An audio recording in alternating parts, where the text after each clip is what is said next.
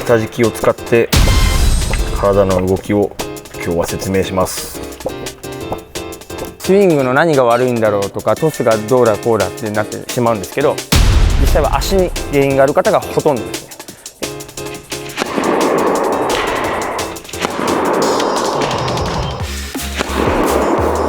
薄く持つことで、うちわをこう仰ぐようにラケットヘッドがこう自由に可動域が広いので、ここをね利用しない手はありません。入った。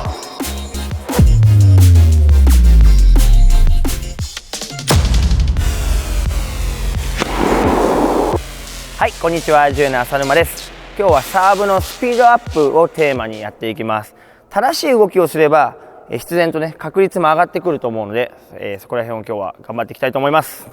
はい、では何球か実際に打ってみたいと思います。では打ちます。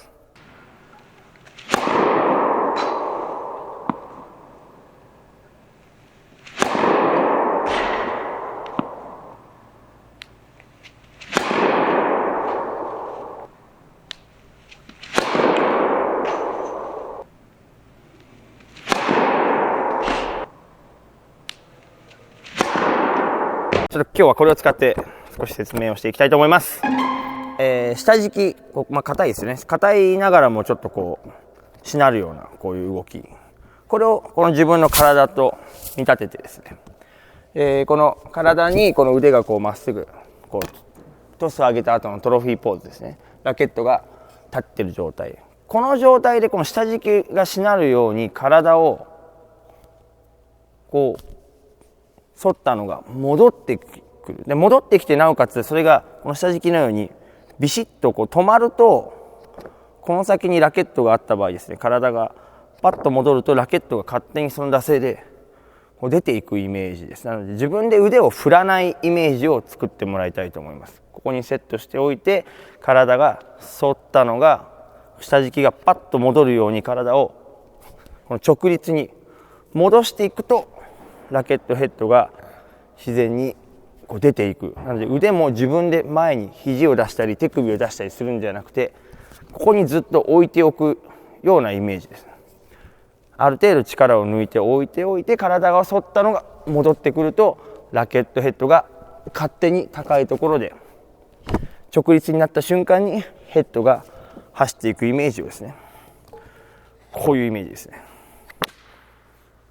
これまた折らないようにしないとさっき折っちゃったんで、こういうイメージですね。なのでこの反って戻るのも大事ですけど、止まる動きも非常に重要になります。前にこのままって流れてしまうと打点がどんどん低くなりますし、ヘッドが高いところでスピードが出てきません。はい、実際にそれを意識して、軽く打ってみたいと思います。体を反ったのが戻って腕を前に振るんじゃなくて、ラケットヘッドが自然に出ていくような動きです。トスアップをした後です、トロフィーポーズの後、体が直立に戻ってヘッドが出ていくような当たりです。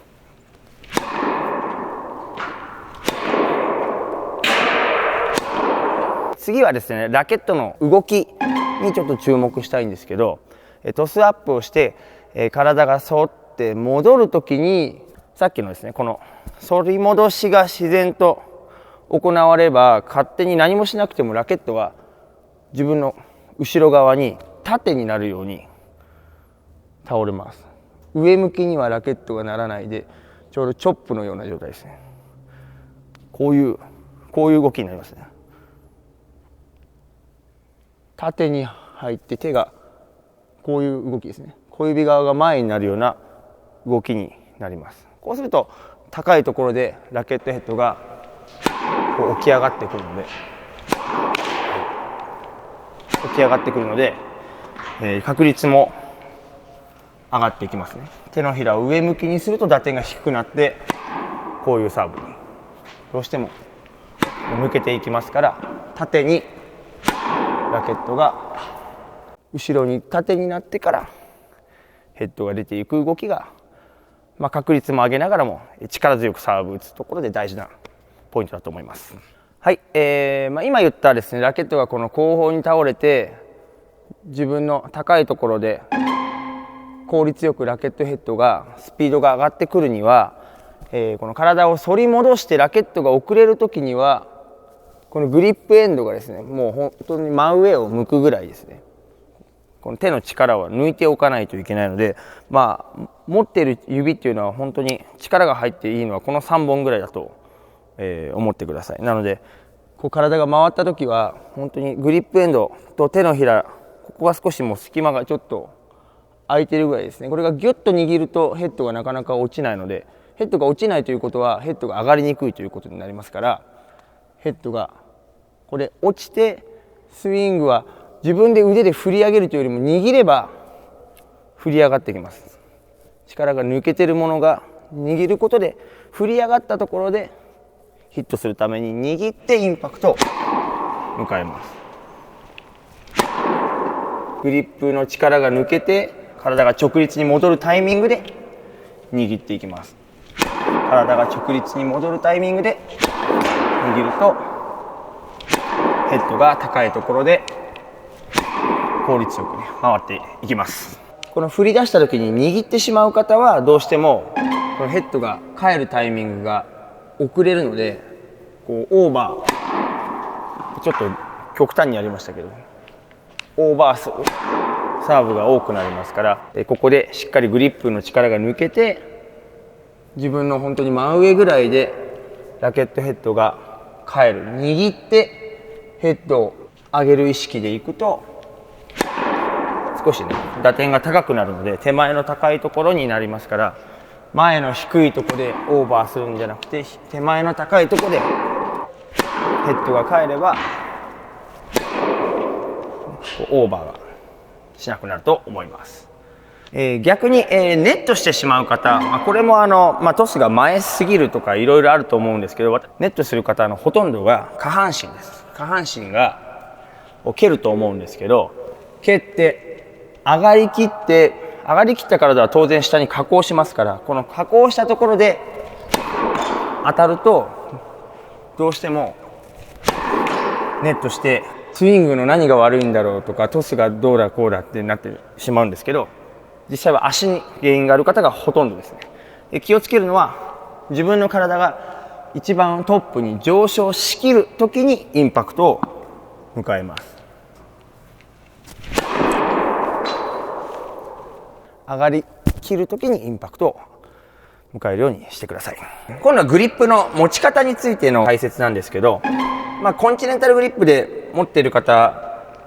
がほとんどかと思うんですけど、なんでこのグリップじゃないといけないのかっていうところをねちょっと説明できればと思います。グリップをこう厚く持つと、これでも速いサーブは打てます。実際に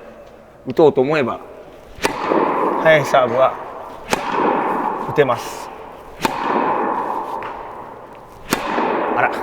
ただやっぱり打点が低くなります。なんで低くなるのかというとですね、この厚いグリップでじゃあ高いところで面を返そうと思ったら、これ以上ラケットヘッドがこれ返らないですね。手首の多分構造的にこれが低いとできますね。低いとこれこうやって打てますね。これ薄く持つことで、うちわをこう仰ぐように自分の真上でもラケットヘッドがこう自由に可動域が広いので、ここをね利用しない手はありません。高いところでヘッドが、楽に回すためにこの薄いグリップでやるのをお勧めします。確率を上げる方法があります。どうしてもパワーをね、作ろうと思うとコートの中にこう入って打とうと思って打点をねこう前にする方が多いと思うんですけど、こう前の高いところで打てればもちろんベストなんですけど、どうしても前を意識すると打点がこう低くなってこう弾道が低いボールになりがちで、そうするとどうしても確率が上がらなくなるので、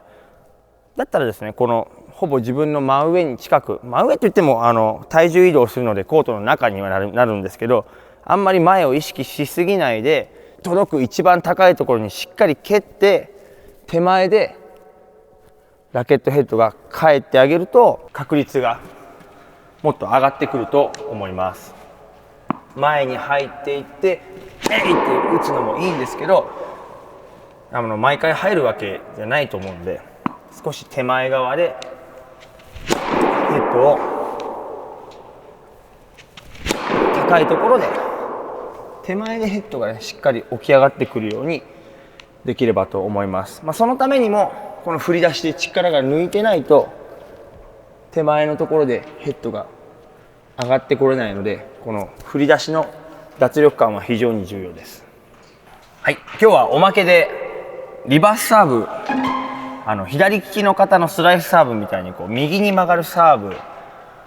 おすすめはしませんけど、今日はやってみたいと思います。グリップはさっき全くおすすめしてない厚いグリップでやります。はい、じゃあ実際にちょっと打ちます。入るかな。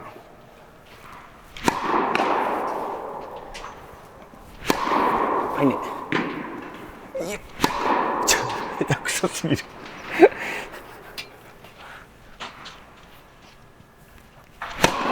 入った。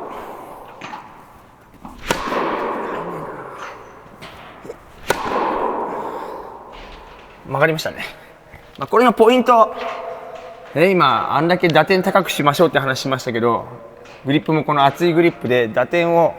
体はサーブみたいにサーブなんですけど、横を向かずに正面向きで、なおかつ打点を低く、もういつものサーブの真逆のこと言ってますね。でいつも右上に振り上げますけど、左下にもう振り下げるイメージですね。ボールを右から左に転がします。難しい。入った。ポイントは打点を高くしないことです。高くすると入んないです。低くするのも打点が低いので入れるのは非常に難しいです。本当に言うならフォアハンドの高いフォアハンドに近いですね。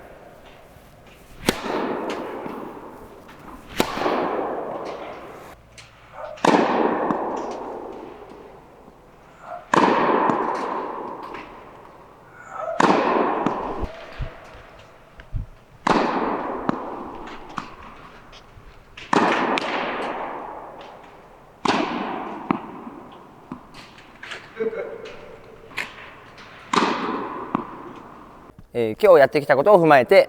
もう一度サーブを打っていきたいと思います。